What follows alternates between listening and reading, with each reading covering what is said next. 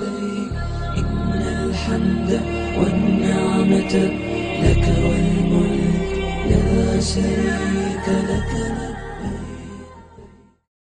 الحمد لله الحمد لله رب العالمين والصلاة والسلام على أشرف الأنبياء والمرسلين وعلى آله وصحبه أجمعين. اللهم لا سهل إلا ما جعلته سهلا وأنت تجعل الحزن إذا شئت سهلا. السلام عليكم ورحمة الله وبركاته. On va tenter, wabillahi tawfiq, de traiter bien sûr, non pas la totalité de la biographie du prophète alayhi afdalus salati wa askat taslim, alors que nous sommes dans cet endroit béni qui est la ville de Médine où le prophète alayhi salatu wa salam a vécu, a transmis ses enseignements et est décédé alayhi afdalus salati wa askat taslim, mais simplement un résumé de la biographie du prophète alayhi salatu wa salam et qui nous permettra à toutes et à tous d'avoir une vue d'ensemble concernant la vie, les enseignements, les moralités ici du prophète alayhi afdalus salati wa askat taslim, car le prophète alayhi salatu wa salam, c'est non seulement le prophète de l'islam, mais c'est celui qui a été envoyé en tant que miséricorde pour les mondes. Comme Allah Jalla wa Ala a dit, وَمَا أَرْسَلْنَاكَ إِلَّا رَحْمَةً لِلْعَالَمِينَ. Et certes, nous ne t'avons envoyé certes que comme miséricorde pour l'ensemble des mondes. Et Allah Jalla wa Ala fait l'éloge du prophète alayhi afdalus salati wa askat taslim lorsqu'il dit وَإِنَّكَ لَعَلَى خُلُقٍ عَظِيمٍ. Et certes, tu es doté d'un comportement, d'une moralité, de moralité énorme, immense. Et la moralité du prophète alayhi salatu wa salam, à travers les éloges qu'Allah Jalla wa Ala fait de lui dans le Coran, à travers les hadiths, les récits prophétiques authentiques, nous rappelle une chose essentielle à comprendre. Et ça, il faut bien la noter et la retenir et la graver dans nos cerveaux et dans nos cœurs et la transmettre. Lorsqu'on parle de l'islam, on ne parle pas des musulmans, car l'islam, ce n'est pas les musulmans. Quand on parle du Coran, on ne parle pas de celui qui a appris le Coran par cœur, car le Coran, ce n'est pas al-Hafiz, celui qui a appris le Coran par cœur. Quand on parle de la sunna du prophète alayhi afdalus salati wa askat taslim, on ne parle pas de celui qui s'efforce de suivre la sunna du prophète alayhi salatu wa salam. Et on peut donner encore beaucoup d'exemples ainsi. Est-ce que vous m'avez compris? Ça veut dire que l'islam est parfait. Les musulmans ne le sont pas. Al-Qur'an, c'est kalamullah. La parole d'Allah est parfaite. Celui qui apprend le Coran al-Karim, il n'est pas parfait. La sunna du prophète alayhi afdalus salati wa askat taslim, ses paroles, ses faits, son approbation, eh bien, est complète. Mais celui qui s'efforce de suivre la sunna n'a pas un comportement et un suivi parfait complet. On s'est compris? Donc, il ne faut pas penser que parce que quelqu'un prétend suivre la sunna du prophète alayhi salatu wa salam, c'est qu'il la suit vraiment de manière complète. C'est le prophète alayhi salatu wa salam qui agissait ainsi. Car lui, le prophète alayhi afdalus salatu wa askat taslim, a reçu l'éloge directement d'Allah Jalla wa Ala et a reçu une purification particulière qu'aucun autre homme a eu à part lui, comme on va le voir incha'Allah ta'ala. Donc ne soyez pas aveuglés par certains aspects extérieurs, physiques, qui nous laisseraient croire, entendre que la personne suit le prophète alayhi salatu wa salam, parce que souvent ces personnes-là, eh bien, sont amenées à avoir des manquements. Et on a l'impression ensuite que, eh bien, ces manquements relèvent de la sunna prophétique. Comme certains qui disent, moi je suis la sunna du prophète et les pieux prédécesseurs, et ils se donnent une étiquette, une appellation. Et ensuite, les gens, al-awam, les gens de la masse qui débutent, qui n'ont pas vraiment un degré de science assez élevé pour distinguer entre al-haq ou al-batil, le vrai et le faux, eh bien, pensent que le prophète alayhi salatu wa salam était comme ça. Et lui, il pense que le prophète alayhi salatu wa salam se comportait comme ça, alors que le prophète est innocent de ce genre de comportement. Je parle de certains qui ont des mauvais comportements au nom de la sunna. Donc, pour vraiment comprendre qu'est-ce que la sunna du prophète alayhi salatu wa salam, eh bien, il faut comprendre qui était vraiment le prophète alayhi salatu wa salam, comment il réagissait, lors des moments de colère, comment il se contrôlait, quel type de colère avait-il, quelle était sa sagesse, quelle était sa relation avec les gens de façon générale, avec les musulmans particulièrement, il a akhiri.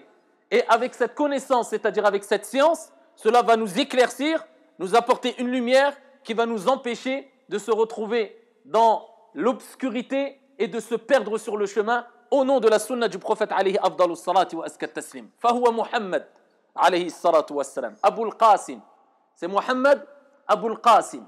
Et Abul Qasim, c'est sa kunya. Mais lui, son nom c'est Muhammad. Muhammad ibn Abdillah, le fils de Abdullah. Et la kunya, c'était quelque chose de répandu à l'époque du prophète alayhi salatu wassalam, le fait de se donner un surnom. Et il faut savoir qu'aujourd'hui, on s'appelle, comme moi je m'appelle Rachid El-Jai. Certains s'appellent Mohamed Kada wa Kada. Et on a des noms de famille. D'accord? Mais à l'époque, il n'y avait pas de nom de famille. C'est assez récent ces noms de famille. Et souvent, les noms de famille qu'on peut avoir ont une origine concernant une histoire qui s'est passée. Quelqu'un, par exemple, je vous donne un exemple qui me vient à l'esprit, qui peut faire peut-être rire, mais c'est une réalité. Il y a des personnes ici qui s'appellent, je ne dirais pas en arabe pour pas que des gens pensent que je parle d'eux, on ne sait jamais, mais le Mohim, celui qui marche pieds nus. C'est son nom de famille. Pourquoi? Parce qu'il y avait une anecdote. Une fois, quelqu'un l'a vu marcher pieds nus. Depuis, ils l'ont appelé celui qui marche pieds nus. Et c'est devenu son nom de famille. Et il en va ainsi à peu près pour tous les noms de famille, chez les musulmans et les non-musulmans. Alors qu'à l'époque, comment on reconnaissait la lignée de la personne? C'était un tel fils d'un tel. Voilà pourquoi les compagnons ont dit Abdullah ibn Abbas, Mohammed ibn Abdillah, etc. C'était souvent un tel fils d'un tel. Et c'est comme ça qu'on remontait dans la généalogie. C'est comme ça qu'on savait qui était la personne. C'est un tel, fils d'un tel, fils d'un tel, fils d'un tel qui remontait, quelquefois pour certains, jusqu'aux compagnons, pour d'autres, jusqu'au prophète alayhi afdalus salati wa askat taslim.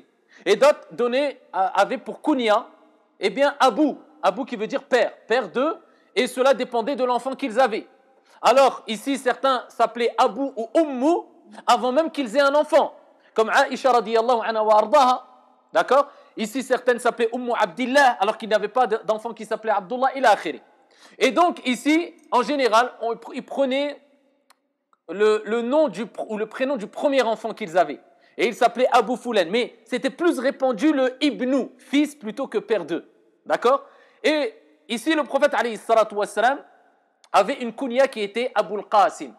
Et Abul Qasim a été mentionné dans un hadith où le prophète alayhi salatu wassalam lui-même a dit Ana Abul Qasim, Wallahu yu'ti wa ana aqsim.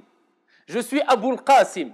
Allah tabaraka wa ta'ala octroie, donne, et moi je distribue. Allah donne ici de ses enseignements, des enseignements au prophète alayhi salatu wassalam. Allah a accordé une lumière au prophète alayhi salatu wassalam. Allah a accordé des bienfaits au prophète alayhi salatu wassalam. Et il dit wa ana aqsim, c'est-à-dire et moi je distribue, je partage, je propage. Car le prophète alayhi salatu wassalam, c'était une personne ici qui transmettait et qui n'était pas égoïste, qui partageait et qui n'était pas égoïste. Il ne vivait pas avec cet individualisme. Moi, nafsi, nafsi, nafsi. Wallahu yu'ti wa ana aqsim. Kama qala alayhi afdalus salatu wa askat taslim. Alors le prophète avait, selon certains historiens et savants, plus de 1000 noms, ou 1000 prénoms si tu veux. Il n'avait pas un ou deux. Plus de 1000 prénoms, comme l'a mentionné Ibn al-Qayyim et autres. Mais ils disent que la plupart des prénoms qu'on a viennent de textes qui sont faibles. Et quand on dit un texte da'if, ça ne veut pas dire qu'il est officiellement et sûr, faux, mensonger, mawdou'. Ça c'est autre chose. Mais ala kulli hal, pour savoir qu'il ne s'appelle pas que Muhammad. Et c'est pour ça dans un hadith, il dit, alayhi salatu wassalam, Ana Muhammadun, wa ana Ahmadu, wa ana al-Mahi. Il s'appelait aussi al-Mahi, alladhi yamhu Allah biya al-kufr, wa ana al-Hashir, ila akhiri, fi sahihayn. Il disait, je suis Muhammad, je suis Ahmad, je suis al-Mahi, celui qui efface par ma cause ici toute chose qui est opposée à la croyance authentique, ila akhiri. Donc il avait plusieurs prénoms. Et bien sûr, les prénoms par lesquels il est le plus connu, il y a non seulement sa kunya Abul Qasim, et il y a Muhammad, alayhi salatu wassalam, et il y a Ahmad, alayhi afdalus salatu wa askat taslim. Donc le prophète, alayhi afdalus salatu wa askat taslim, quand il est mentionné, on se doit de passer le salam, de prier sur lui. Et on dit, comme disaient ici les savants et les érudits, lors des premières générations, ils avaient pour habitude de dire soit sallallahu alayhi wa sallam ou bien alayhi salatu wa salam. Et ici c'est deux paroles que je viens de citer. Il y a le fait de dire que la prière, as-salat, que la prière, ainsi que as-salam, ainsi que le salut. C'est plus approprié que dire la paix. Parce que as-salam min asma'illahi azza wa jal. Et as-salam renvoie vers le salut, la préservation. Car Allah, c'est lui qui préserve. Et donc, on dit que la prière et le salut ou la préservation soient sur Muhammad. Qu'on le dise en français ou en arabe, il n'y a pas de mal. Allah comprend toutes les langues. Mais il est toujours mieux d'utiliser la langue qui a été utilisée ici par les plus grands des érudits, les plus grands des pieux, les plus grands des vertueux, et qui est la langue de Al-Qur'an. Et ce n'est pas par hasard, Allah ne fait rien par hasard, c'est-à-dire l'uratul arabiyya, la langue arabe. On dit alayhi salatu wassalam, ou bien sallallahu alayhi wa sallam, ou bien on peut diminuer en disant simplement alayhi salam, c'est-à-dire que le salut soit sur lui. Alors, les savants ont divergé concernant ici cette appellation et sa signification. Avant de rentrer dans cela, d'irtisam, il est important de savoir que le prophète alayhi salatu wassalam a dit al-bakhil, l'avare. Qui est l'avare de façon générale? C'est celui qui a et qui ne donne pas. Mais il a les capacités de donner, mais il garde les choses pour lui. Et le prophète l'a appelé l'avare parce qu'il a les capacités de transmettre le salut, invoquer Allah azza wa jalla en faveur du prophète alayhi salatu wassalam, mais il ne le fait pas, il est avare. Al-bakhil, alladhi man dhukirtu indahu falam yusalli alayya fi sahih Muslim. C'est celui dont mon nom est évoqué auprès de lui, falam yusalli alayya, et il ne prie pas sur moi. Allah, le prophète alayhi salatu wassalam l'appelait comment? Al-bakhil. Voilà pourquoi, si tu ne veux pas être une personne considérée comme avare par le prophète alayhi salatu wassalam, eh bien à chaque fois que tu entends le nom du prophète Muhammad alayhi salatu wassalam, dis alayhi salatu wassalam. Sachant que celui qui prie une fois sur le prophète alayhi salatu wassalam, comme fi sahih at-Tirmidhi, dans le hadith authentique de at-Tirmidhi, le prophète alayhi salatu wassalam a dit man salla alayya wahidatan sallallahu alayhi ashra. Celui qui prie une fois sur moi, Allah, on parle de Dieu, créateur des cieux et de la terre. Allah prie sur toi à 10 reprises. Que veut dire la prière? On va le voir. Allah prie sur toi à 10 reprises. Et le prophète alayhi salatu wassalam, toujours dans le hadith bisanadin sahih rapporté par at-Tirmidhi, le prophète alayhi afdalus salati wa askat taslim, le prophète Muhammad, bizarre, j'entends toujours rien. Êtes-vous des avares? Alayhi salatu wassalam, inna awla an-nas bi yawm al-qiyamah aktharu an-nas alayya salah. Les personnes qui sont les plus à même à bénéficier de ma proximité, à être proche de moi au jour de la résurrection, sont celles et ceux qui ont prié le plus sur moi, tout en sachant que le prophète alayhi salatu wassalam a rappelé qu'une des solutions par laquelle, ou une des causes par laquelle Allah dissipe les tristesses et les angoisses, c'est l'augmentation de la prière sur lui, alayhi afdalus salati wa askat taslim.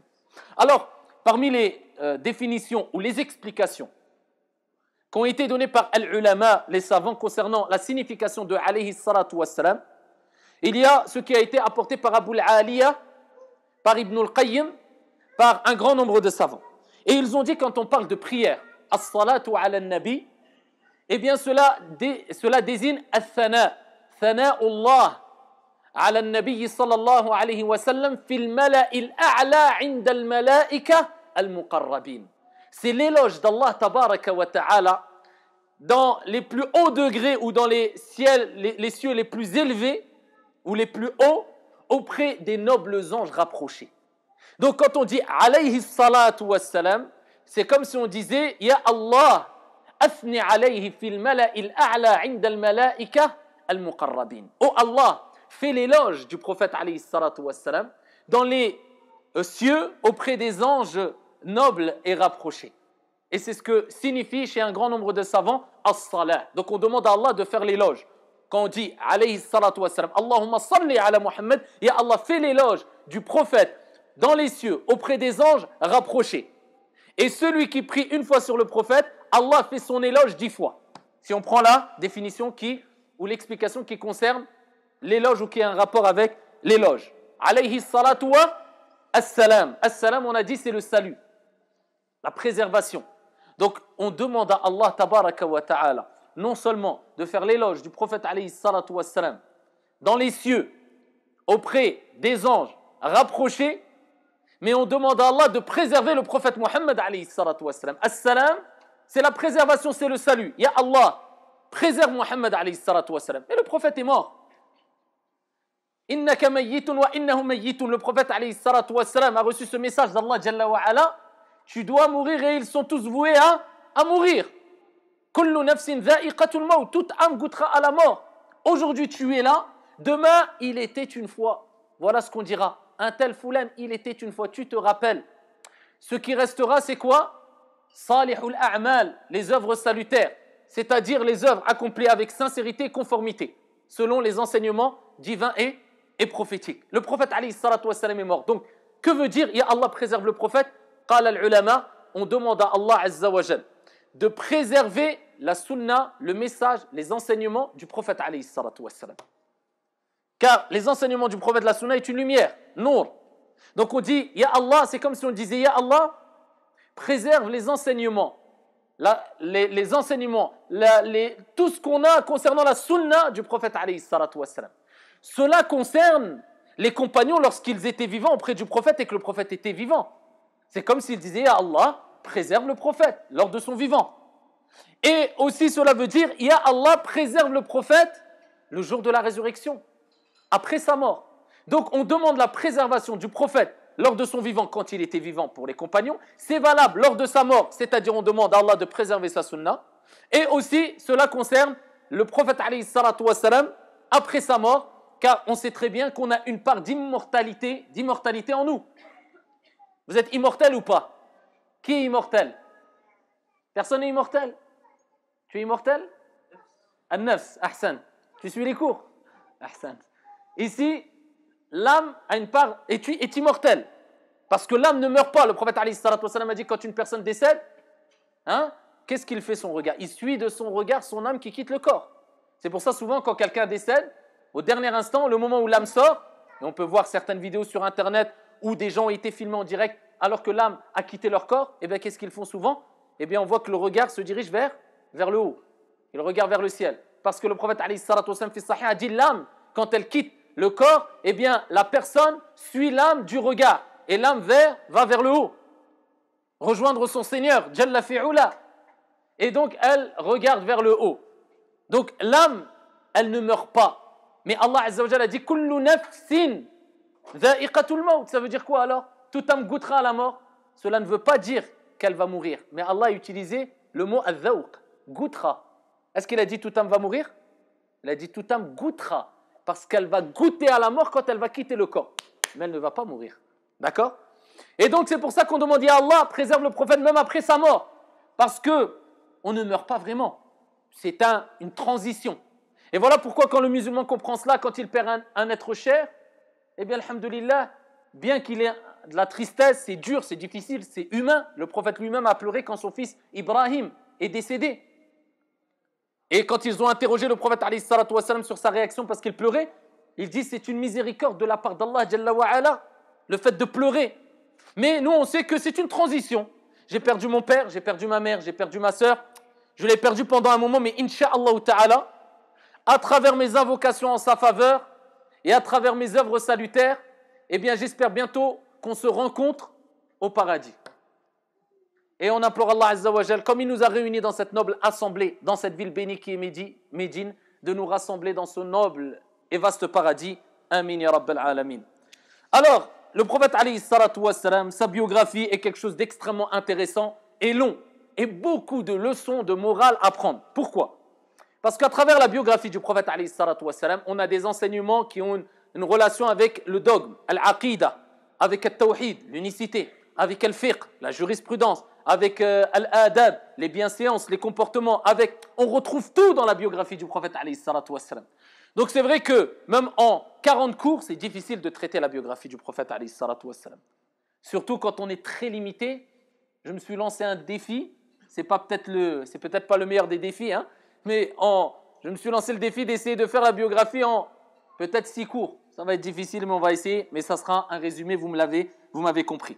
Alors le prophète alayhi salatu wassalam, il est important, comme on a dit précédemment, d'étudier sa biographie afin de l'imiter, de le suivre et on n'arrivera jamais à être comme lui. Mais de l'imiter et de le suivre, car c'est lui al-Qudwa. Et Allah Jalla wa Ala dit « لَقَدْ كَانَ لَكُمْ فِي رَسُولِ اللَّهِ أُسْوَةٌ حَسَنَةٌ » Vous avez certes dans le messager d'Allah un excellent exemple. Et quand on parle du prophète Mohammed alayhi salatu wassalam, à n'importe qui, à n'importe quel musulman, je dis, qu'il soit investi énormément dans la religion ou moins investi, nouveau ou plus ancien. Alors rapidement, et je vous laisse la parole pour 5-10 secondes, vous allez me répondre. Rapidement, quand on vous dit le prophète Mohammed alayhi salatu wassalam, qu'est-ce qui vous vient à l'esprit?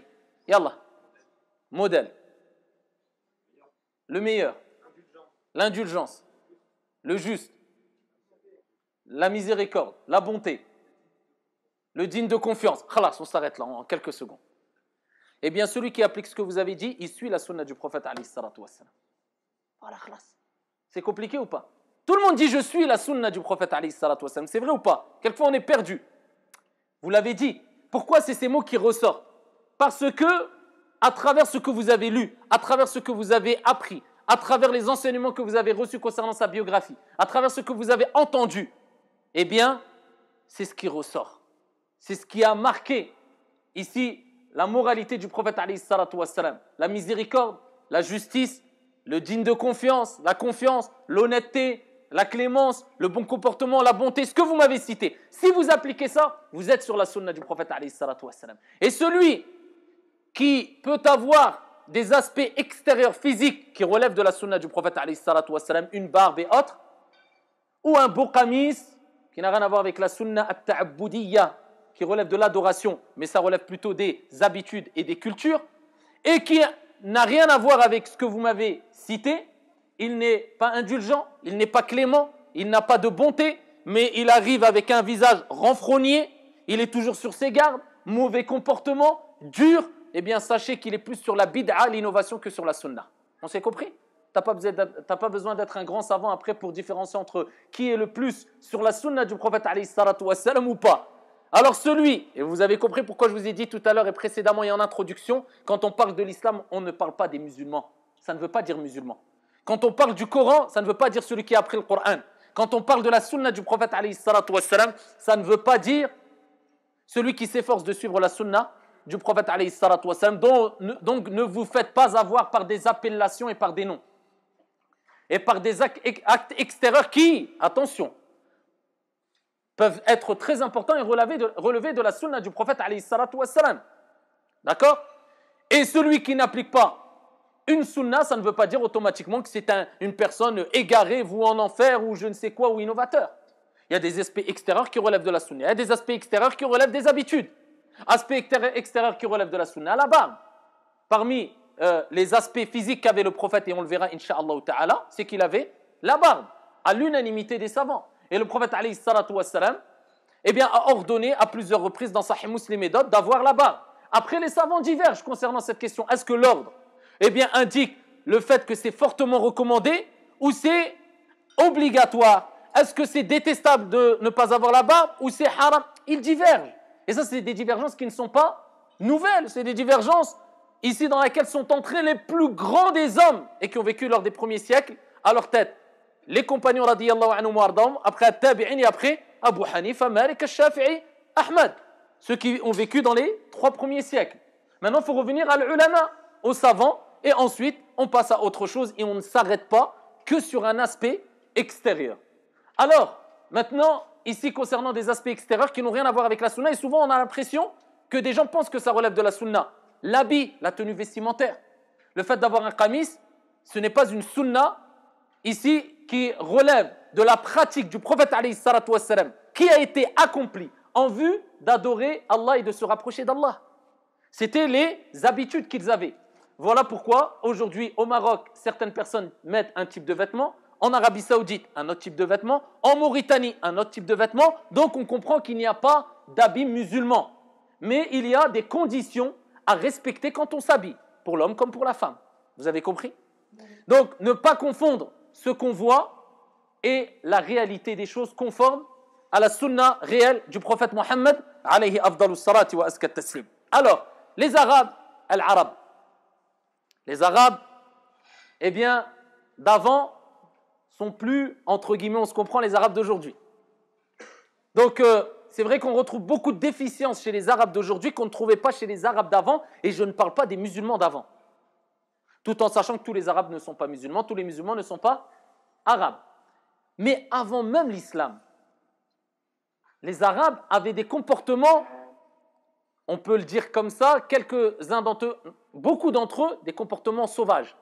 Mais ils avaient beaucoup de qualités aussi, qu'on ne retrouve pas ou qu'on retrouve que chez très peu aujourd'hui, avant qu'il y ait la révélation. Hein.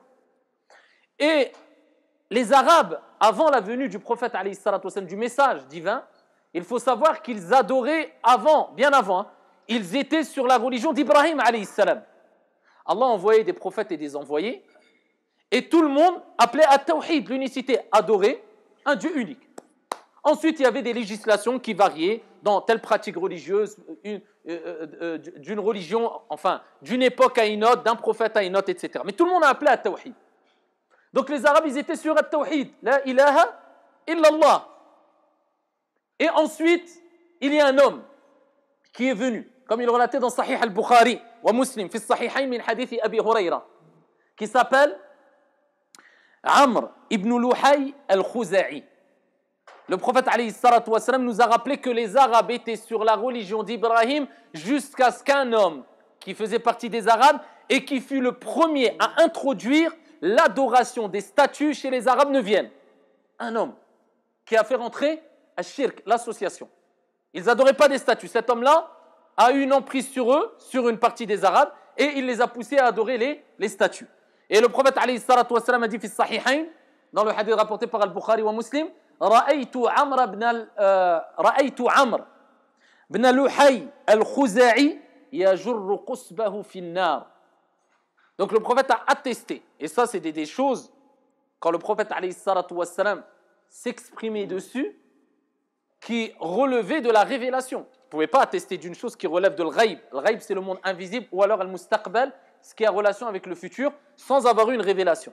Le prophète alayhi salatu wassalam a dit, j'ai vu Amr ibn Luhay al-Khuza'i yajurru qusbahu fi an-nar, qui était en enfer. Donc il était dans une certaine souffrance en enfer. D'accord? Et c'est le premier qui a introduit Ash-Shirk. Donc ensuite, ils adoraient les statues, mais ils croyaient en Dieu. C'est pour ça qu'Allah Jalla wa Ala a dit dans le Coran, et si tu les interroges qui a créé les cieux et la terre, ils te diront Allah. C'est ce qui concerne ou qui a une relation avec At-Tawhid Ar-Rububiyya, de la seigneurie. D'accord? Ici, ils reconnaissaient qu'Allah Jalla wa Ala, c'était lui qui créait, c'est lui qui octroyait la subsistance, qui donnait, qui retenait. Mais ils avaient une déficience dans le Tawhid al-Uluhiyya. D'accord? Concernant la divinité, l'unicité. Ils disaient Allah existe. Mais on peut adorer d'autres qu'Allah Azza wa Jal qui, par leur cause, Dieu va nous donner ceci et cela. Et c'est ce qu'on retrouve même aujourd'hui chez certains musulmans, qui ont les mêmes pratiques et croyances que certains Arabes avant la révélation. Ils disent je crois en Allah. Lakin, il y a Sidi Foulan qui peut me donner aussi le bien. Il y a Sidi Allan qui peut aussi me donner la richesse. Il y a Sidi, sans remettre en cause que Moulay Foulan ou bien Sidi Foulan peuvent être des gens pieux, vertueux, voués au paradis. C'est possible. Mais de là à prendre ces personnes-là, vivantes ou mortes, comme des divinités ou qui ont la même capacité que le divin, ça c'est du shirk, dans lequel étaient les Arabes avant la venue de l'islam. Donc ils avaient concrétisé Tawhid al-Rububiyya quelque part, une partie du moins. Mais ils avaient une déficience dans Tawhid al-Uluhiyya, concernant la divinité d'Allah Azza wa Jalla, le fait qu'Allah Tabaraka wa Ta'ala était unique. Donc Allah a envoyé Muhammad alayhi salatu wa salam pour rappeler les gens à suivre la voie droite basée sur At-Tawhid, l'unicité. Alors les Arabes, ils avaient des défauts, et parmi ces défauts, bien qu'ils habitaient à Mecca, bien qu'ils avaient vraiment une forte relation une forte relation avec tout ce qui était spirituel, eh bien, ici, ils faisaient des choses catastrophiques. Et quelquefois, au nom de la spiritualité, au nom de l'adoration. Et entre autres, ils tournaient autour de la Kaaba, ils faisaient tawaf aussi, mais ils le faisaient tout nu. D'accord, certains considéraient qu'il fallait faire tout nu parce qu'ils avaient commis des péchés avec leurs vêtements, il a akhéré. Donc, ils faisaient tawaf tout nu. Parmi les choses, ils enterraient, comme vous le savez, certaines personnes, leurs filles vivantes. C'était parmi les habitudes, les traditions abominables qu'ils avaient, et catastrophiques. Ils enterraient les filles vivantes quelquefois. C'était des gens très durs.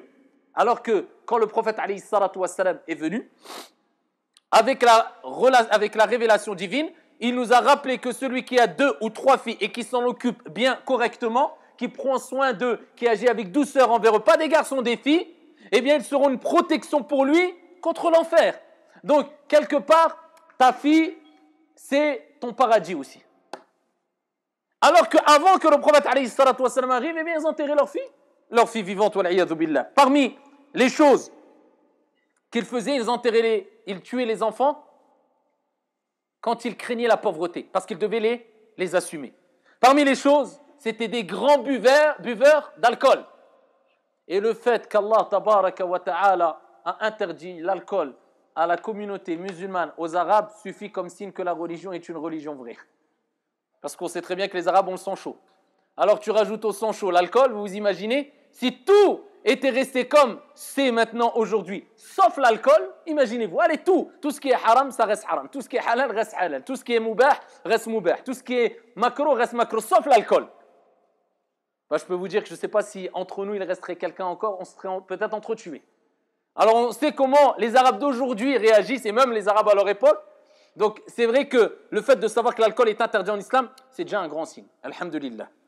Et donc ici ils avaient des qualités aussi, par équité, il est important de mentionner aussi leur qualité. D'accord? Il est important de mentionner leur qualité. Et tous les savants rappellent les qualités qu'avaient les Arabes. Et la personne qui est juste dans le jugement, comme le dit Ibn Rajab, comme le disent un grand nombre de savants, c'est celui qui, quand il juge une personne, il prend en considération ses qualités et ses défauts. Et quand il voit qu'il a plus de qualités que de défauts, eh bien, ici, il met de côté ses défauts, il prend plus en considération ses qualités. Et si on réagissait comme ça entre nous dans la communauté musulmane et de façon générale, eh bien, je pense qu'il n'y aurait pas toutes ces querelles ou ces comportements irrespectueux qu'il y a entre les musulmans de façon particulière et entre les êtres humains de façon générale. Et regardez même, Al-Ulama mentionne les qualités qu'avaient les Arabes, avec le fait que quoi? Ils enterraient leurs filles vivantes, ils buvaient de l'alcool, c'était des gens très méchants. Mais ils disent, mais par contre, ils avaient des qualités. Regardez l'équité dans le jugement.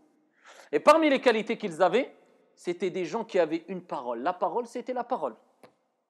Quand ils donnaient leur parole, ils étaient prêts à mourir pour assumer leur parole. C'est ce qu'on retrouve aujourd'hui encore dans la communauté musulmane, je dis. Les engagements, les paroles, on les assume vraiment toujours. Je te donne ma parole, je serai là à 13h. C'est qui Mohamed qui m'a dit, donc je rajoute 30 minutes minimum parce que je sais, donc bref, 13h30. C'est comme ça. On a hérité des appellations comme travail d'arabe, téléphone arabe, des appellations qui font honte aux Arabes, qui à la base, le prophète, il faut savoir, et les Sahaba étaient des Arabes. Pas pour tous les compagnons, bien sûr. Mais vous imaginez, alors qu'à la base, le travail d'arabe, cette appellation, c'était pour glorifier le travail qui était fait. Quand on disait travail d'arabe, c'était pour dire le travail bien fait. Maintenant, le travail d'arabe, c'est pour dire le travail bâclé, téléphone arabe. Alors que nous, on a l'islam, où on a des textes prophétiques qui nous disent, comme a fait Sahih al-Bukhari, que celui qui croit en Allah au jour dernier, qu'il dise bien du bien ou qu'il se taise. Il suffit à une personne d'être menteur ici, où il suffit pour être menteur simplement de répéter tout ce qu'on entend.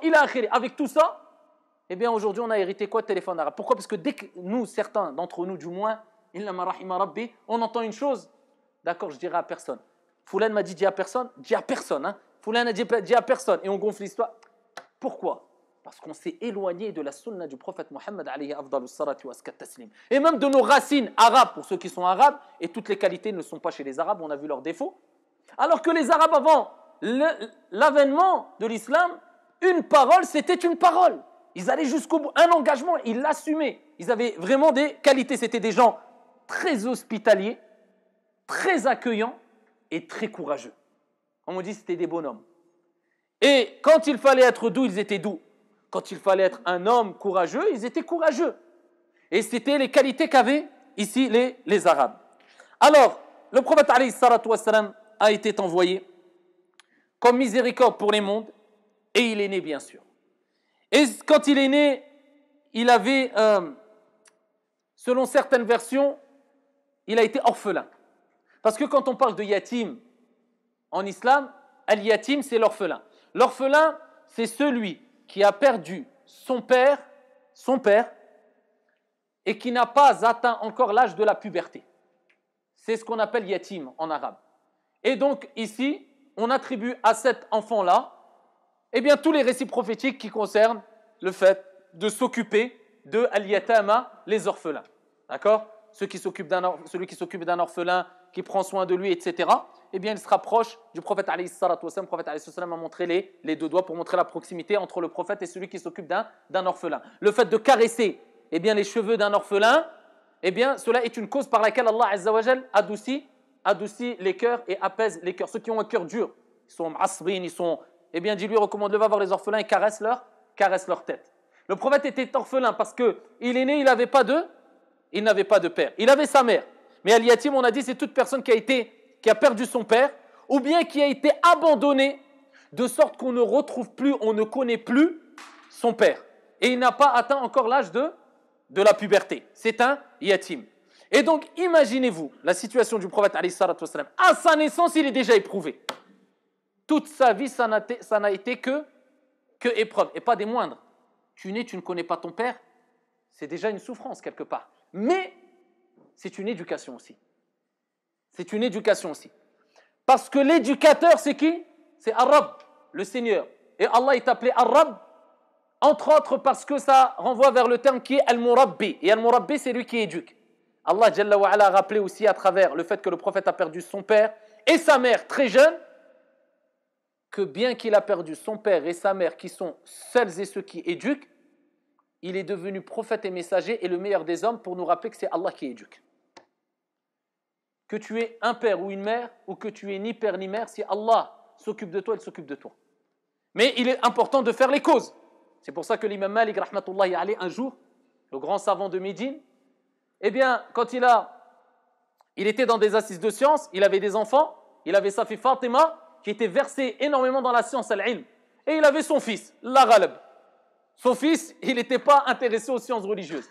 Et l'imam Malik, rahimahullah ta'ala, ses assises étaient très respectueux, dégageaient beaucoup de prestance, etc. Beaucoup de gens venaient des quatre coins du monde pour assister à ces assises.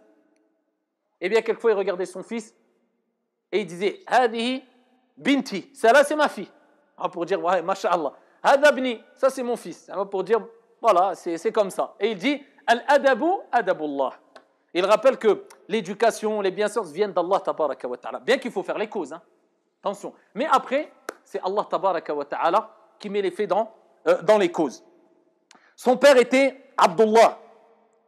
Et c'est pour ça qu'on dit Mohammed, fils de Abdullah. Et à 6 ans, il est rapporté qu'il a perdu sa mère qui s'appelait Amina. Donc, à 6 ans, il n'avait ni père ni mère. Imaginez-vous la situation. Ensuite, on peut dire qu'il est né l'année de l'éléphant. Parce qu'avant, il comptait les années par rapport aux événements qu'il y avait. Et l'année de l'éléphant était l'année dans laquelle le prophète alayhi salatu wassalam est né. On dit Amul Fil. Pourquoi on appelle cette année l'année de l'éléphant ?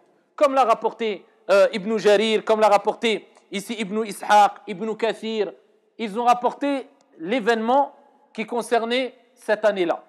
Et ils disent, Abraha, c'était un abyssin chrétien, cet homme-là qui était Abraha. Il a construit à San'a, capitale du Yémen, une énorme église ou un énorme temple, afin de détourner les Arabes de la Kaaba et du pèlerinage à la Mecque. Il a tout fait pour les détourner. Ça, c'est connu souvent, on essaie de détourner les gens ici d'une chose, d'une pratique dans laquelle ils sont, et on utilise souvent tous les moyens. Eh bien, ici, ils ont essayé de les détourner avec cela. Ils ont voulu impressionner, etc. Et qu'est-ce qu'a fait un Arabe parmi les Quraysh pour les rabaisser, pour montrer que ça ne marche pas votre chose? Alors, on ne dira pas qu'il a certes bien agi par rapport à son époque, etc. Mais l'histoire raconte, qu'est-ce qu'il a fait? Il est parti dans cet endroit-là et il a fait ses besoins dans cet endroit-là. Pour lui dire, voilà, tu veux nous détourner et tu as fait ceci et tu veux notre destruction, et ben voilà nous ce qu'on répond à toi. Et donc Abraha a pris très mal cela et il a décidé de détruire la Kaaba.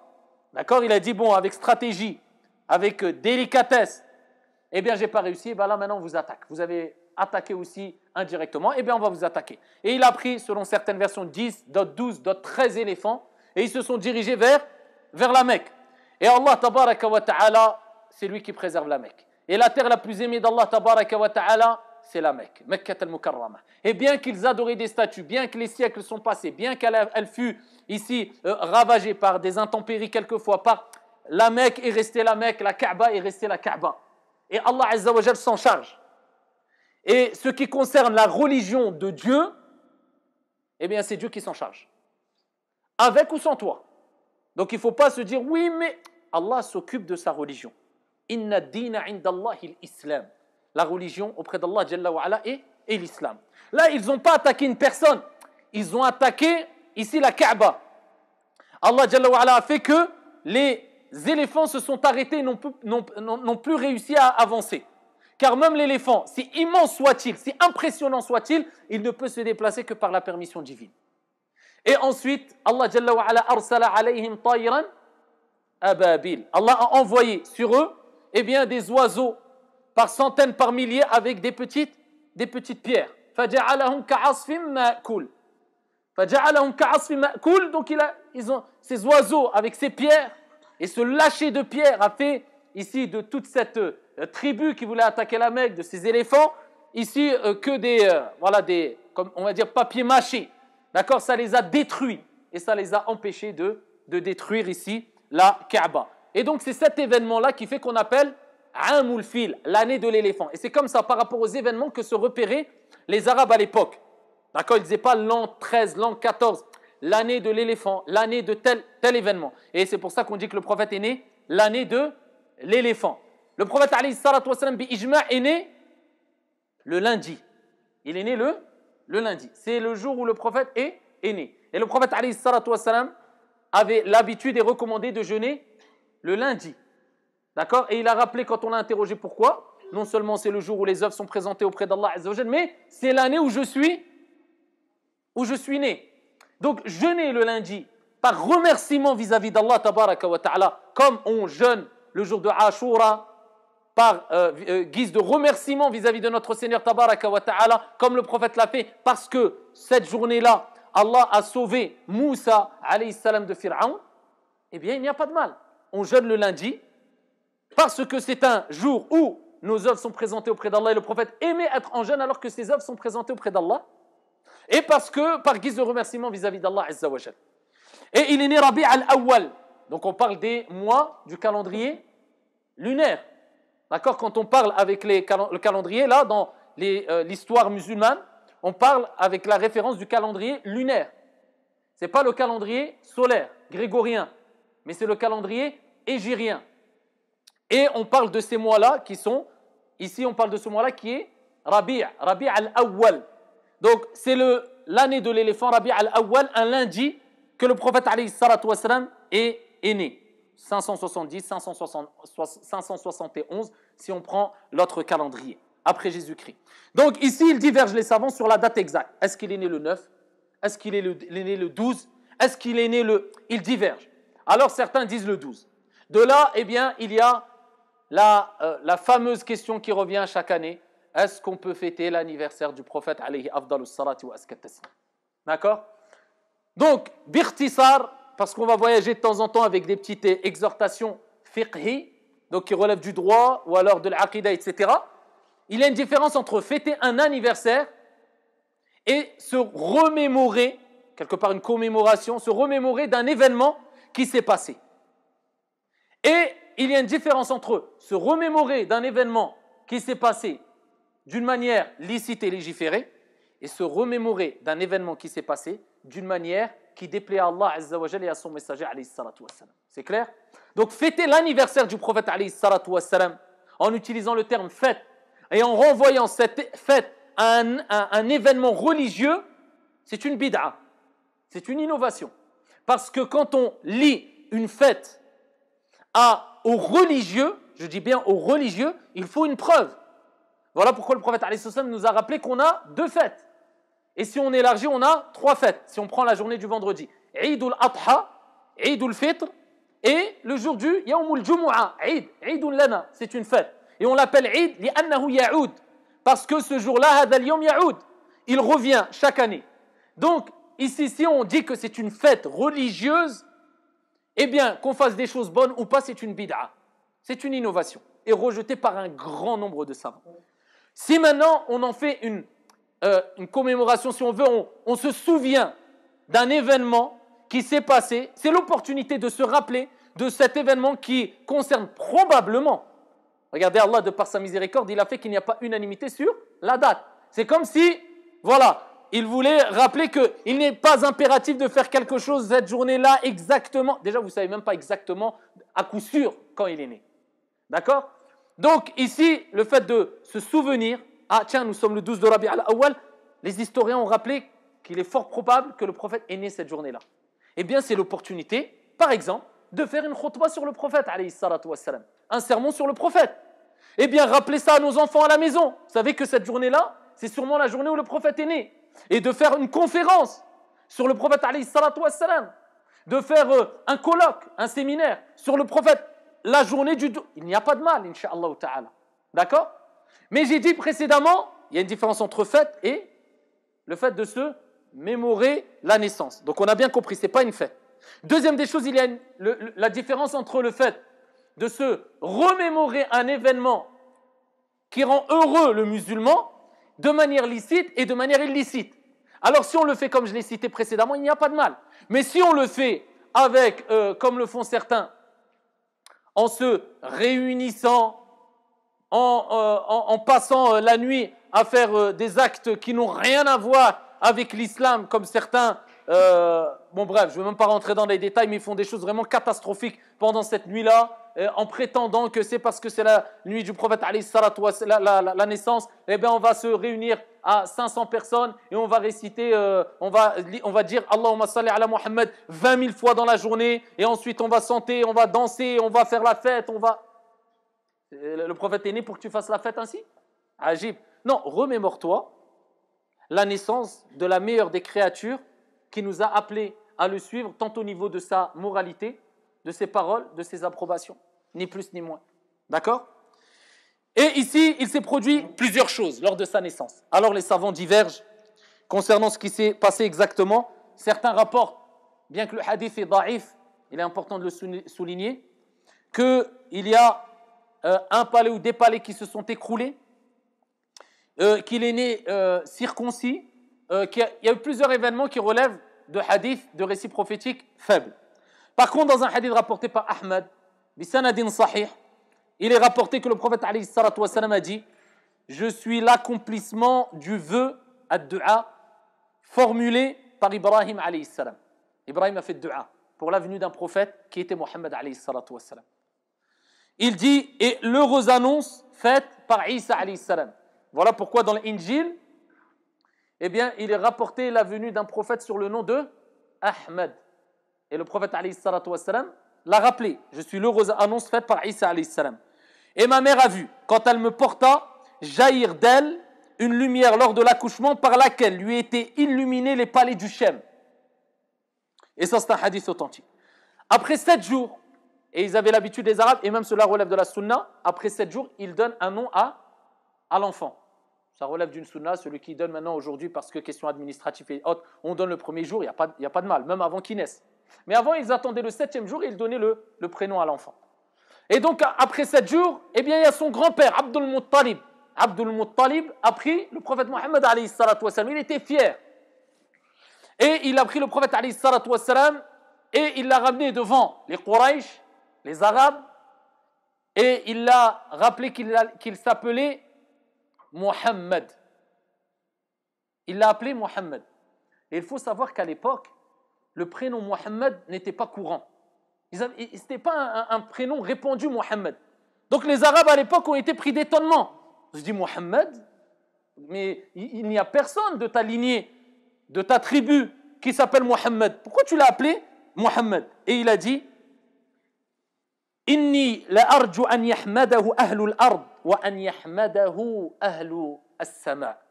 J'espère qu'il soit loué par les habitants de la terre comme par les habitants des cieux.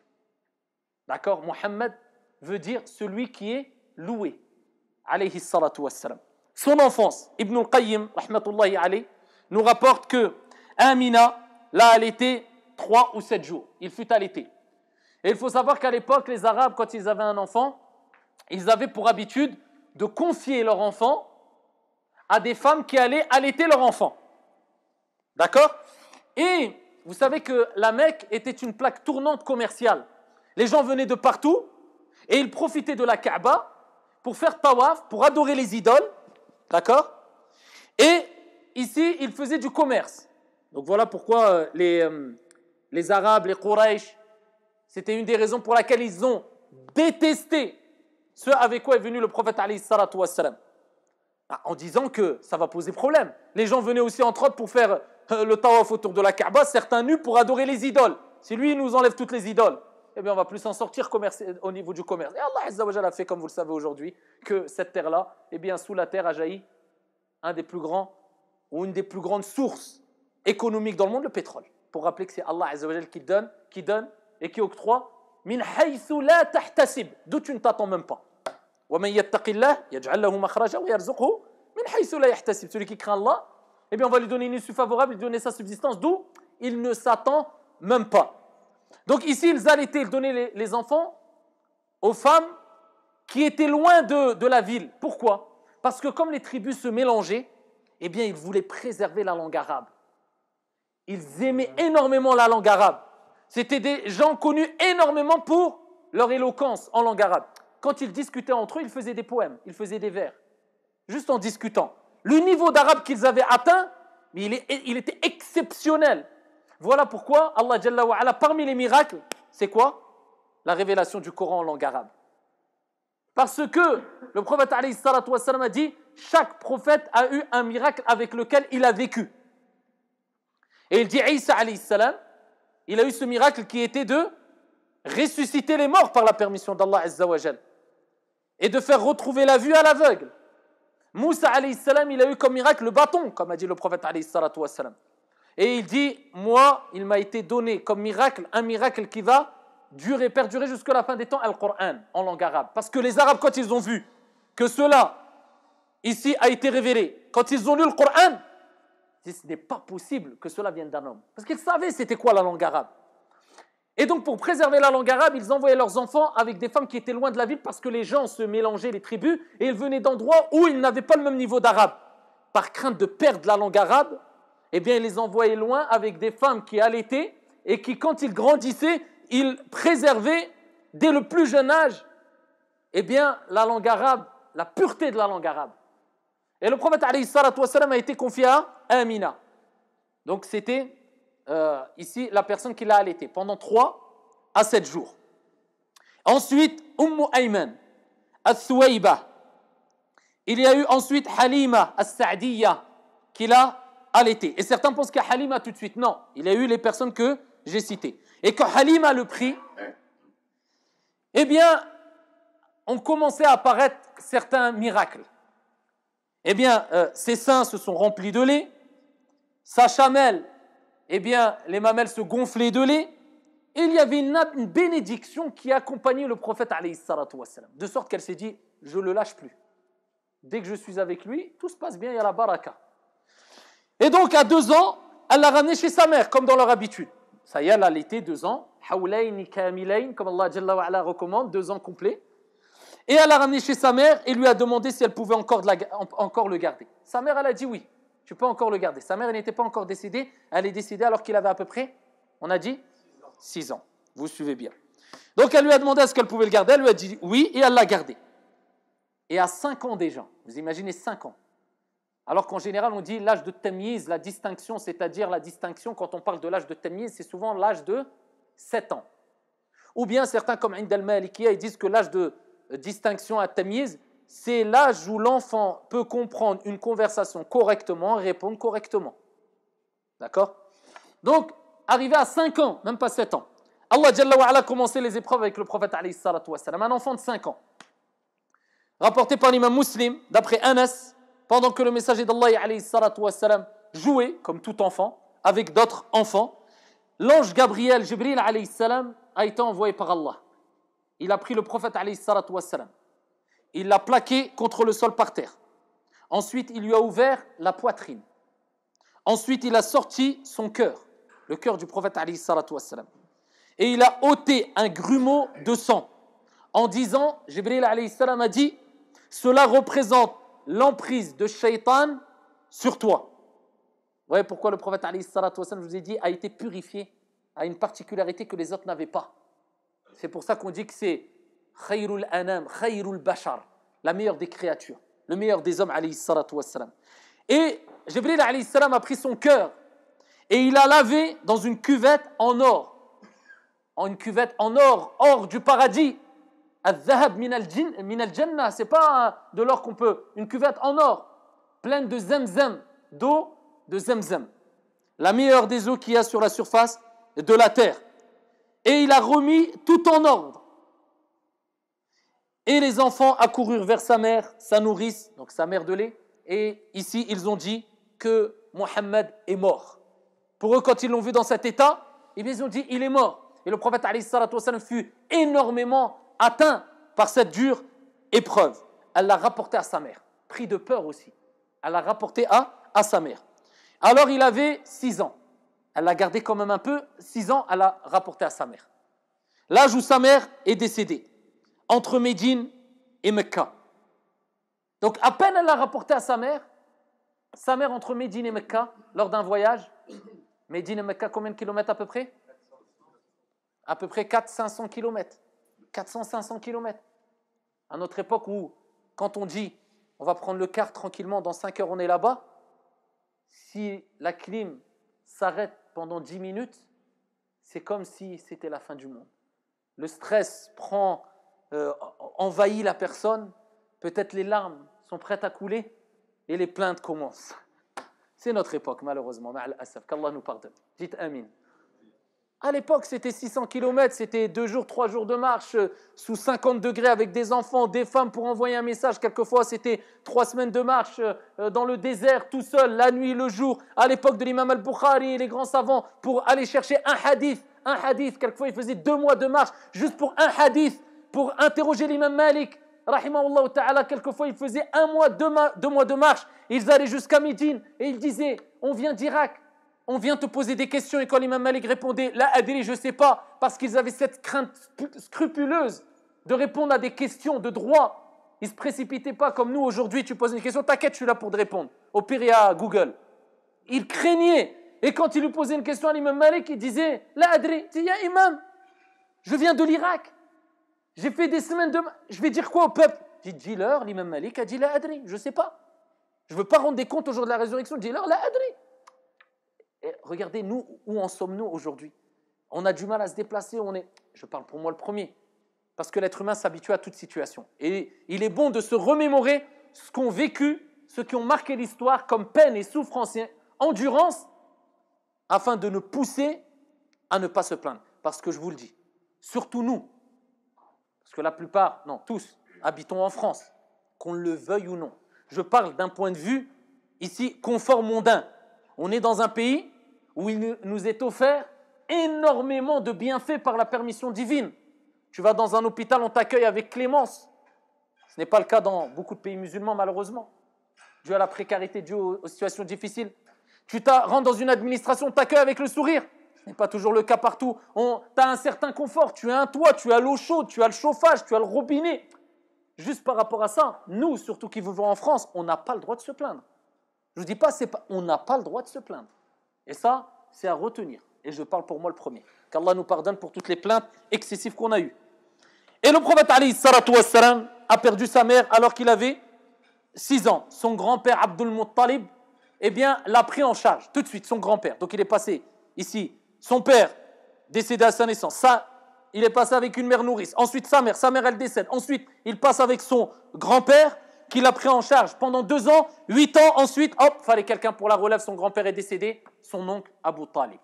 Donc vous voyez, le prophète alayhi salatu wassalam n'a pas eu du tout une enfance très facile. Ce qui nous rappelle, quand des gens ont une enfance difficile, c'est souvent des gens qu'Allah Jalla wa Ala veut forger et former. Et c'est quelquefois un bon signe. Ce n'est pas un mauvais signe, c'est quelquefois un bon signe. Et c'est de eux que tu peux tirer énormément de bénéfice souvent.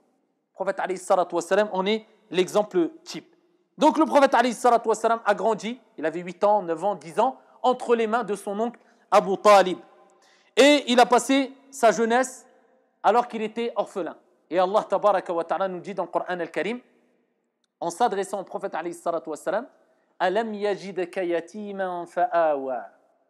Ne t'ai-je pas trouvé orphelin et t'ai accueilli?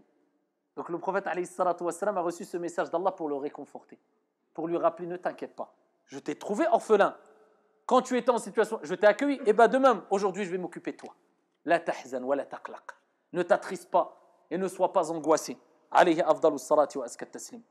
Et Abu Talib le prenait souvent ici jusqu'à ce qu'il soit berger. Et le prophète alayhi salatu wassalam nous a rappelé que tous les prophètes ont été bergers. Et berger, il y a une sagesse dans le fait d'être berger. Parce que berger, ça demande beaucoup de délicatesse, beaucoup de sagesse.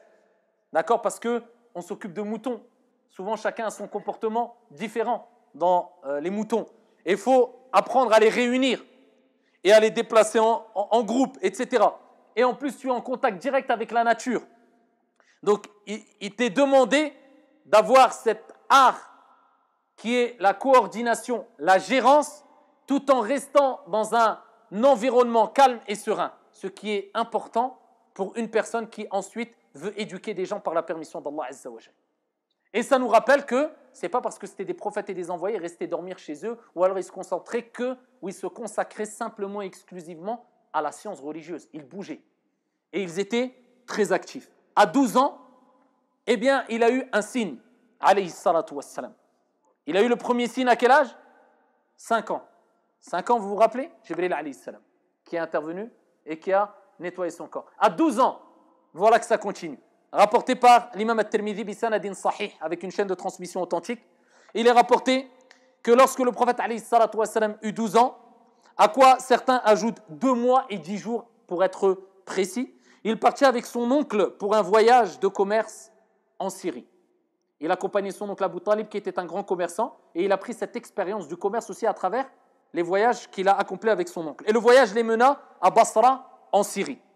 Et il est passé près d'une citadelle, Hawran, qui était à l'époque une citadelle arabe sous domination romaine. D'accord? Il y avait dans cette citadelle un moine. Et on avait rappelé que le prophète alayhi salatu wassalam, sa venue était mentionnée. D'accord? Dans la Bible, dans les écrits passés. Et là, il y avait des moines qui se référaient encore aux écrits qui n'étaient pas altérés à l'époque. Et donc, ils sont passés devant un moine qui s'appelait Bahayra, ou bien Bouhayra, dont on dit que le vrai nom était Jargis. Peu d'importance. À les descentes des caravaniers, celui-ci alla vers eux en courant, ce qu'il n'avait jamais fait auparavant. Il court vers eux. Et vers le prophète, alayhi salatu wassalam, il a 12 ans. Et se faufilant entre eux, entre tous les Arabes, les Quraysh et autres, eh bien, il se saisit de la main du messager d'Allah, alayhi salatu wassalam, cet enfant qui n'avait que 12 ans, et il dit, voici le guide des mondes. Il est là, le guide des mondes. Voici le messager du Seigneur des mondes, celui qu'Allah, Dieu, envoya avec clémence ou par clémence à l'égard des mondes. Et Allah l'a rappelé dans le Coran, وَمَا أَرْسَلْنَاكَ إِلَّا رَحْمَةً لِلْعَالَمِينَ. Et s'il a dit cela, c'est que Allah a rappelé dans les autres écrits chez les chrétiens qu'il allait être envoyé en tant que guide et miséricorde pour les mondes. Alayhi salatu wassalam. Abu Talib et les sages de Quraysh lui dirent, qu'en sais-tu? Et il dit, vous savez pourquoi je dis ça? Parce qu'il y a des signes qui ont été mentionnés. Et en plus de cela, quand il marchait, vous n'avez pas vu, mais quand il marchait, derrière, il ne passait pas devant les pierres et devant les arbres sans que les pierres et les arbres ne se prosternent devant lui. وهو الذي سلم عليه الحجر عليه أفضل الصلاة وأزكى التسليم. En plus de cela, le prophète a rappelé que lors de son vivant, les pierres, quand il passait, il disait alayhi salatu wassalam. Les pierres passaient le salut au prophète alayhi salatu wassalam, et les pierres se sont prosternées ainsi que les arbres pour le prophète alayhi salatu wassalam. Mais il a rappelé que ça c'était un signe qui rappelait que c'était lui, le guide qu'Allah Jalla wa Ala allait envoyer en tant que miséricorde pour les mondes et qui était mentionné dans leur dans leur écrit et il dit « Je le reconnais de plus par un autre signe, c'est par le sceau de la prophétie qui, telle une pomme, est au-dessous du cartilage de son épaule. Nous retrouvons ce prophète dans nos livres. » Alayhi salatu wassalam. Et donc là, à partir de ce moment-là, c'est sûr qu'il y avait un regard un peu spécial vis-à-vis de lui, après ce témoignage. Et donc, il y avait ici une proximité qui était différente d'avec les autres enfants, quand ils ont entendu ce témoignage-là, ici du prophète alayhi salatu wassalam. Il a grandi auprès d'Abu Talib, et à l'âge de 20 ans, le prophète alayhi salatu wassalam a commencé, de par la bonne réputation qu'il avait, d'accord, on l'appelait Mohammed Al-Amin, le digne de confiance. On l'appelait Mohammed Al-Amin, le digne de confiance. Quel éloge! Les Arabes disaient que lui, c'était le digne de confiance. Alors, il est important de retenir une chose. Il est dit « Man akthara min shay'in urifa bih » Celui qui augmente une chose, il sera connu par cette chose-là. C'est-à-dire, quelqu'un qui ment beaucoup, elle sera connue chez les gens comme étant menteur ou mythomane. On en connaît plein, n'est-ce pas? Quelqu'un qui vole beaucoup sera connu chez les gens comme étant voleur. Quelqu'un qui est doux, il sera connu chez les gens comme étant doux. Donc en bref, si tu veux savoir qui es-tu vraiment, que fais-tu vraiment dans ta vie, essaye de te renseigner comment tu es perçu par les gens. Et il ne nous est pas demandé de satisfaire tout le monde, nous. On satisfère avant tout notre Seigneur, tabaraka wa ta'ala. Mais à travers la satisfaction de notre Seigneur, il est important d'agir avec un beau comportement afin de satisfaire les gens aussi. Tant qu'on ne met pas en colère notre Seigneur, tabaraka wa ta'ala. Et il a participé déjà à 20 ans à un pacte, appelé le pacte d'El-Foudoul. Le pacte d'El-Foudoul nous rappelle l'équité, l'amour de la justice qu'avait le prophète alayhi salatu wassalam. Il n'y avait pas encore la révélation, il avait 20 ans. Maintenant, nous, quand on parle de 20 ans, on a l'impression 20 ans, malheureusement, à notre époque, c'est encore un petit miskin. Va doucement avec lui, il commence, il n'a pas d'expérience. 20 ans! Vous lisez les hadiths sur Abdullah ibn Abbas. Combien de hadiths il y a sur Abdullah ibn Abbas? Abdullah ibn Abbas, Turjuman al-Qur'an, l'exégète du Coran. Abdullah ibn Abbas, c'était une montagne. Quel âge il avait Abdullah ibn Abbas quand le prophète alayhi salatu wassalam est mort? Quel âge à votre avis? Vous connaissez un peu la vie des compagnons quand même, ne me faites pas peur. Vous voulez qu'on parle de Zidane ou d'un joueur de foot? Quel âge il avait Abdullah ibn Abbas? À peu près.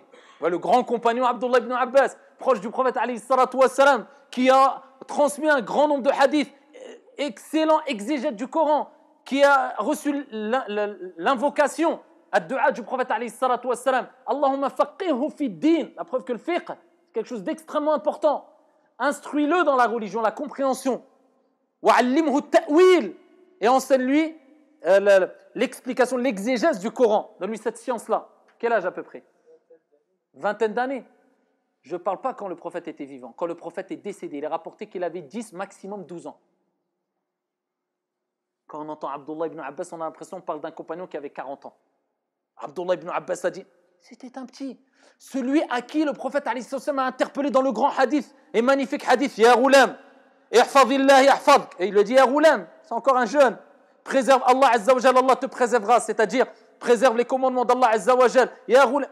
Les grandes recommandations. Mais maintenant, si tu parles comme ça à un enfant de 10 ans, il va dire, il me raconte quoi, lui? Il est sur quelle planète? 10 ans. Même quelquefois, tu veux t'exprimer ainsi avec une personne âgée, il va peut-être pas. Vous imaginez, mais quel degré de maturité avaient les compagnons? Comment maintenant rejeter la science et le niveau et vouloir se comparer au niveau des compagnons, radiyallahu anhum? C'est inconcevable. Et donc, le prophète, alayhi salatu wassalam, très jeune aussi, était quelqu'un, regardez les 5 ans, l'épreuve, 10 ans, 12 ans, 20 ans, regardez les épreuves, mais c'était des hommes précoces. À 20 ans, il a participé déjà à un pacte, c'était les tribus qui se réunissaient et qui faisaient des pactes et qui faisaient des accords. Ils se sont tous réunis, ils ont dit, parce que chacun défendait souvent sa tribu, ils se sont dit, on va se réunir pour protéger et défendre toute personne qui est opprimée, qui est touchée par une injustice. Le prophète a participé à ce pacte-là avant l'avènement de l'islam, et ce n'était pas des musulmans. Mais pourtant, il s'est associé, il s'est allié avec eux. Plus que cela, le prophète, alayhi salatu wassalam, dans un hadith rapporté par Al-Bayhaqi, bi sanadin sahih, concernant cette alliance avec des gens qui n'étaient pas musulmans, qui étaient dans le shirk, mais pour le bien. Pour le bien.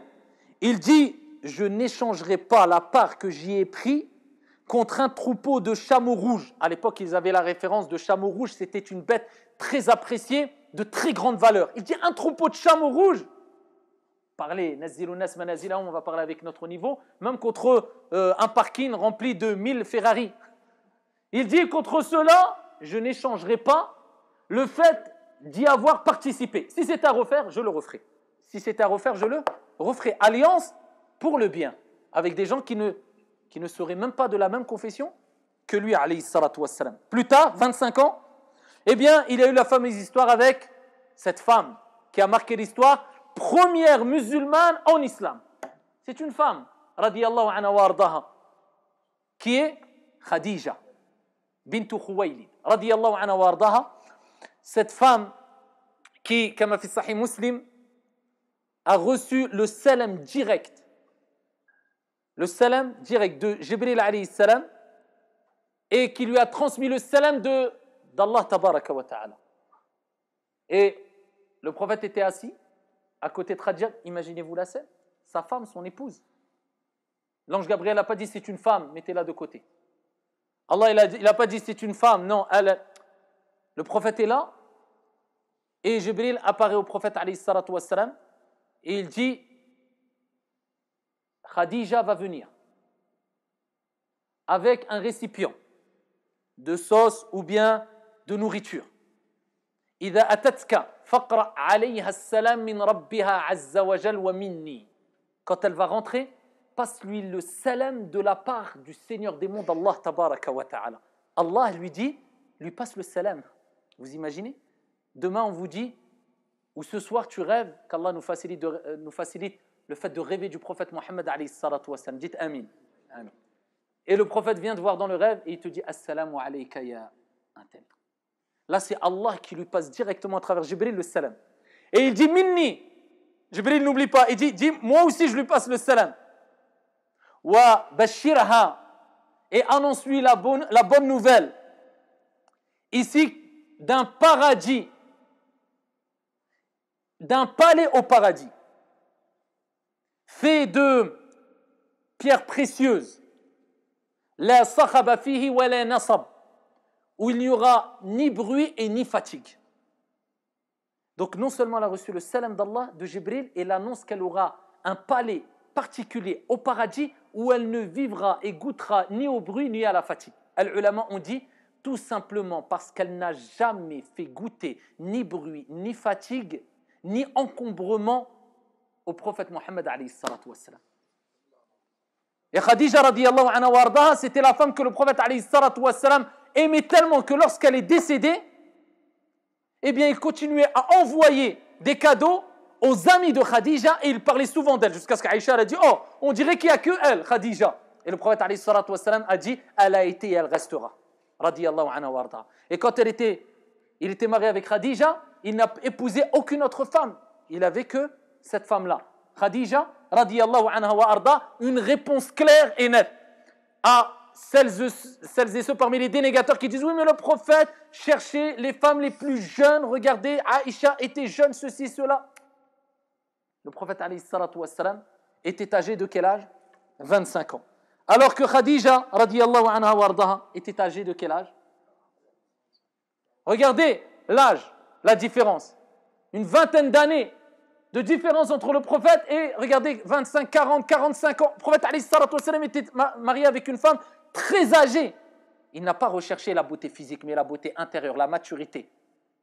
Le côté ici noble qu'avait Khadija, qui était une grande femme commerçante et très mature. Et le prophète alayhi salatu wassalam a eu des enfants avec Khadija. Et il a eu tous ses enfants sauf Ibrahim. Et les enfants du prophète alayhi salatu wassalam étaient Qasim. C'est pour ça qu'on l'appelle Aboul Qasim. Est-ce que maintenant quelqu'un a le droit de s'appeler Aboul Qasim, avoir cette kunya-là? Le prophète alayhi salatu wassalam a interdit d'avoir cette kunya-là.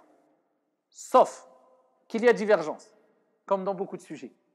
Et une grande partie des savants, dont l'imam Malik, rahimahullah ta'ala, qui était plus à même de parler de ces sujets-là, car il avait une proximité très étroite avec les compagnons et avec le prophète alayhi salatu wassalam, quelque part. Parmi les plus grands des professeurs de l'imam Malik, c'était l'imam al-Nafi', qui était l'affranchi de Abdullah ibn Umar. Mais vous imaginez, l'imam Malik disait à Nafi', qu'est-ce qu'il t'a dit Abdullah ibn Umar? Il y a de la proximité. Abdullah ibn Umar disait, c'était très proche. L'imam Malik, al-Qadi Iyad et un grand nombre de savants ont dit non, c'est autorisé. Pourquoi? Parce que la raison ou l'interdiction est propre au vivant du prophète alayhi salatu wassalam. C'était quand le prophète était vivant. Et quand le prophète est décédé, l'interdiction est partie avec. C'était pour ne pas s'assimiler au prophète alayhi salatu wassalam, surtout qu'à l'époque, beaucoup de gens commençaient à apparaître en prétendant que, à l'époque du prophète alayhi salatu wassalam même, que c'était des faux prophètes, que c'était des prophètes, mais bien sûr c'était des faux prophètes. Donc il avait Qasim, Zaynab, d'accord, ça c'est les enfants du prophète alayhi salatu wassalam, Qasim, Zaynab, qu'il a eu avec Khadija, tous sauf Ibrahim. Qasim, Zaynab, Ruqayya, Kulthum, Fatima et Abdullah. Et le prophète alayhi salatu wassalam, fi sahih Muslim, il dit Ahabbul asma' ila Allah azza wa jal, Abdullah ou Abdurrahman. Les noms les plus aimés auprès d'Allah, c'est Abdullah et Abdurrahman.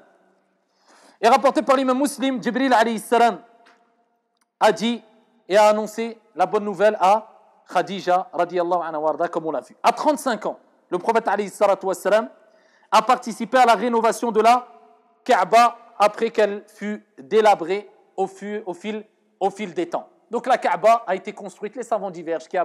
Le premier qui a construit la Kaaba, certains disent que c'est Adam, d'autres les anges, à la colline. Elle fut délabrée plusieurs fois et elle fut reconstruite par Ibrahim alayhi salam. Ensuite, elle fut délabrée et elle fut reconstruite. Et le prophète alayhi salatu wassalam a participé, Allah lui a donné ce sharaf, cet honneur-là, de participer à la rénovation. Et il s'est passé un conflit.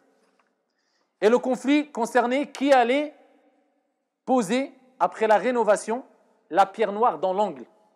Ils ont fini de rénover. Qui va poser la pierre noire? Je dis, c'est qui? Il y avait des tribus. Chacun réclamait le droit de poser la pierre noire. Mais après ça laisse une certaine empreinte. C'est telle tribu qui a posé la pierre noire dans l'angle. Il y avait déjà la pierre noire. Hein? Et on en parlera de la pierre noire, Inch'Allah, lors du cours sur la Umrah. Donc, ici, le prophète alayhi salatu wassalam est intervenu. Vous imaginez, il avait déjà cet art. Il avait déjà cette hikmah, cette sagesse-là. Et la sagesse, c'est de faire ce qui convient, de la manière qui convient, au moment qui convient. Il n'avait pas encore la révélation. Hein? Et il est intervenu avant qu'ils ne se disputent tous entre eux. Il a dit, ce qu'on va faire, on va étaler un drap. Et chacun, responsable, chef de tribu, va prendre une partie du drap. On va mettre la pierre noire au milieu et on va se diriger tous ensemble jusqu'à la Kaaba. Et ensuite, on va poser la pierre noire. Comme ça, tout le monde l'aura fait quelque part. Et ils ont fait. Il a donné l'idée, ça s'est passé bien. Et Allah, à travers cet événement, a voulu que ce soit le prophète avec ses mains bénies qui pose la pierre noire dans l'angle ici qui la concerne. Alayhi afdalus salati wa azka taslim. Et ici, il a résolu le problème rapidement, sans prendre de parti et en agissant avec sagesse et intelligence. Et voilà que le prophète alayhi salatu wassalam s'est rapproché de l'âge de la révélation qui était 40 ans. À 40 ans, le prophète alayhi salatu wassalam a eu la révélation. À 40 ans. Et là, ça nous rappelle que 40 ans est un âge assez particulier. En général, une personne, quand il a 20 ans, il ne réagit pas comme quand il a 30 ans. Quand il a 30 ans, il ne réagit pas comme quand il a 40 ans. Et souvent, on dit que 40 ans, c'est l'âge de la sagesse. On va dire que c'est le top de la sagesse. Certains sont sages à 20 ans. Hein. Mais c'est sûr qu'une personne âgée, ou plus elle est âgée, et plus elle t'apportera une expérience et des conseils bénéfiques. Tout simplement parce qu'elle aura vécu ce que tu n'as pas vécu. Et elle sera passée par des épreuves sûrement plus difficiles que toi. Parce qu'elle a eu plus de vécu. Et 40 ans est un âge particulier. C'est pour ça qu'il est important de se diriger vers les personnes les plus âgées pour prendre des conseils. Ça, retenez ça. Une personne qui a 40 ans ne te donnera pas les mêmes conseils qu'une personne qui a 20 ans. Il ne faut pas rêver. Donc ne soyez pas impressionnés, je vous le dis et le répète, hein, par la science que peut avoir une personne, par l'éloquence que peut avoir une personne. Wallahi wa rabbil Kaaba, en général, Si nous prenons deux personnes au même niveau dans la science, une personne qui a 20 ans, une personne qui a 40 ans, dans les conseils, eh bien, ça n'aura rien à voir. Donc, il est important d'essayer de se diriger vers les personnes les plus âgées. Et là, le prophète a 40 ans, il a eu la révélation, l'appel, quelque part comme l'appel al-adhan qu'on entend maintenant, l'appel d'Allah tabaraka wa ta'ala à travers Jibril alayhi salam. Et le prochain cours, on traitera la suite bi'idnillahi azza wa jal. Wallahu a'lam wa billahi tawfiq walhamdulillahi rabbil alamin.